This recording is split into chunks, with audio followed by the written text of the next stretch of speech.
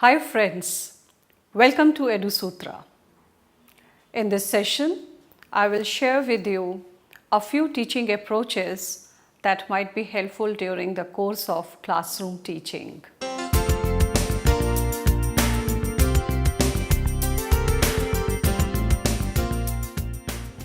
What is our intent of teaching? Is it transfer of knowledge from teacher to taught? Do we believe that children know nothing, hence their minds should be fed with a lot of information? Isn't it? Have we ever realized the limitation of this belief system?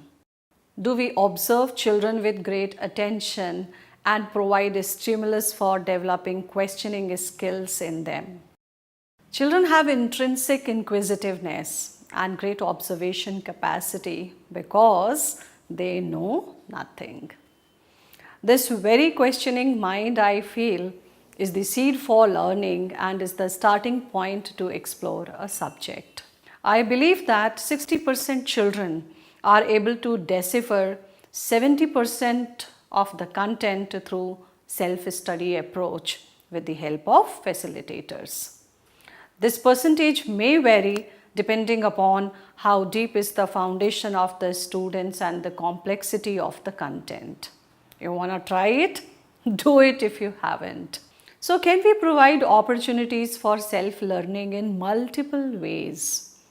Rest assured, you will be amazed to see their understanding during discussion with a sense of pride.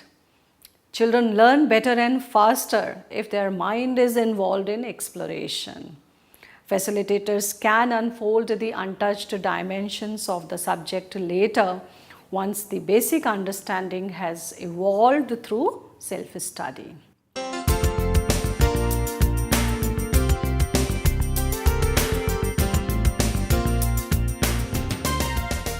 Do we plan our teaching keeping in mind what personality traits and values can be developed among kids during teaching learning process?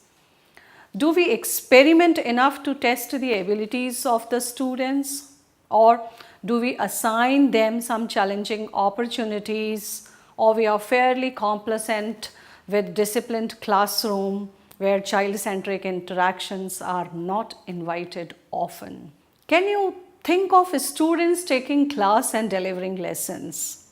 I'm sure your first answer is no. You must be wondering how this can be possible. Try at least wherever you think it is possible. Maybe with middle or high school kids. Some students who come out with greater understanding through self-study skills shall be provided with an opportunity to deliver the lesson. You will be proud to see that a couple of them can do this task better than us and observe the wonderful qualities it will cultivate in children.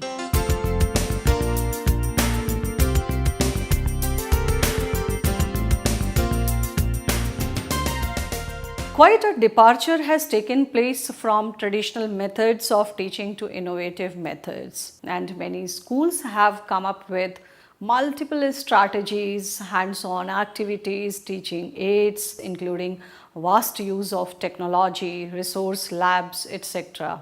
But have you thought about the most important resource in education? Trust me, that child is the resource and the only resource. He is the starting point, he is the content, he is the method and material, and he is the result. Do we take into account how does a child understand? Where exactly he is stuck? What will enable him to get clarity? Or if he is fantastic, then how can I provide him opportunities for excellence? A good facilitator can do wonders if the minds of the kids become an integral part of teaching learning process. All you need is a subject visionary having child-centric approach who identifies the needs of learners and teach them with relationship by using explorative and creative techniques. Observe and explore more about kids and they will make you an extraordinary teacher.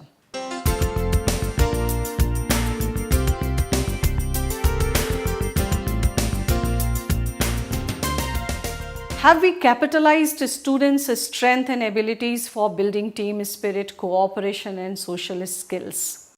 Do we teach kids with fixed strategies or formulate new plans by watching group dynamics? We must find occasions for peer learning forums. Research and development approach helps kids to inquire into the facts, observe the process and draw conclusions, or help them in creating their own thesis, etc. R&D synergies can be applied in two ways. First is child-led, where students themselves select their body for research, and second is teacher-led, where facilitator forms different peer pairs or groups having some intent in mind. Both have advantages depending upon the need of students and requirement of the content. So you can try synergies with vertical groups also.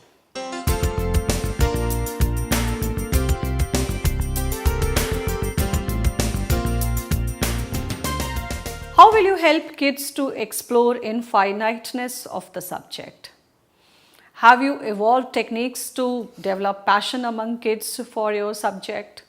Or we are too much confined to syllabus and exams or psychology? Have we sown a seed for maths and science geniuses? Teaching laws of Newton is not a great thing, but developing scientific mind like Newton or literary mind like William Wordsworth is indeed a great contribution of a teacher in the life of a child. Good if subject visionaries evolve approaches through R&D that help children to achieve excellence in their subject.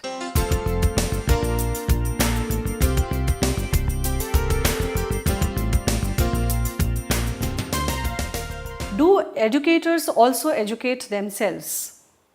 Educators try to make an effort to update and upgrade their subject proficiency, skills, psychological understanding about kids and their needs, current trends in education, best practices in school across global issues related to their subject, etc., etc. It will help them to devise and implement those practices which are more beneficial in current world scenario.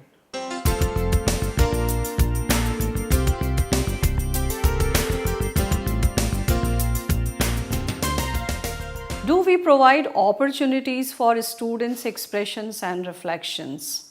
Or we restrict their freedom to express and creativity in the name of discipline, which brings boredom and classroom monotony? Better if they are taught to express their views, ideas, questions, concerns, dreams, imagination, feelings, facts, experiences, and other creative thoughts openly. Child's expression is the road that unfolds the beauty of his mind. How shall we ensure that they speak or produce creative pieces which they are capable of? Create forums for open dialogues or theme-based discussions. They can be trained to reflect their mind on infinite topics. Language teachers can help students build their stock of original writings abundantly. Also find out various ways where these can be presented publicly for motivating their potential. Excellent command over language reduces the dependence on rote learning. Now, when to apply these approaches, how, whom, and where with desired support and material to facilitate such learning experiences are the decisions to be made by the educators. Thank you so much. You can share your views and questions on my mail ID.